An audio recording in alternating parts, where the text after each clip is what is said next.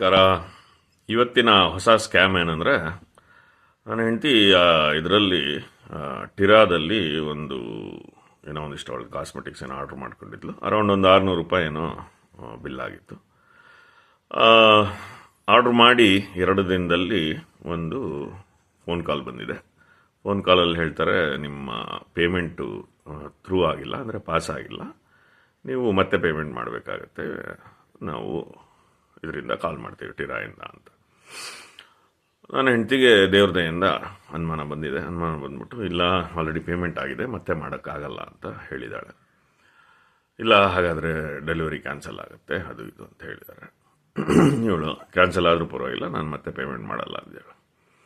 ನೋಡಿದರೆ ಅದಾಗ ಒಂದಿನ ಇವತ್ತಿಗೆ ಡೆಲಿವರಿ ಏನು ಆರ್ಡ್ರ್ ಮಾಡಿತ್ತು ಅದು ಬಂದಿದೆ.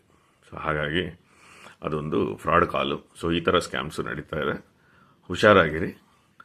ಯಾವುದೇ ಒಂದು ಪ್ಲ್ಯಾಟ್ಫಾರ್ಮಿಂದ ಫೋನ್ ಬಂದಿದೆ ಅಂತ ಹೇಳ್ಬಿಟ್ಟು ನಿಮ್ಮ ಆರ್ಡ್ರು ಕ್ಯಾನ್ಸಲ್ ಆಗುತ್ತೆ ಅಂತ ಹೇಳೋದು, ಇದೆಲ್ಲ ಸ್ಕ್ಯಾಮ್ ಆಗಿರಬಹುದು. ಸೊ ಈ ಥರ ಸ್ಕ್ಯಾಮ್ಗಳಿಂದ ಹುಷಾರಾಗಿರಿ.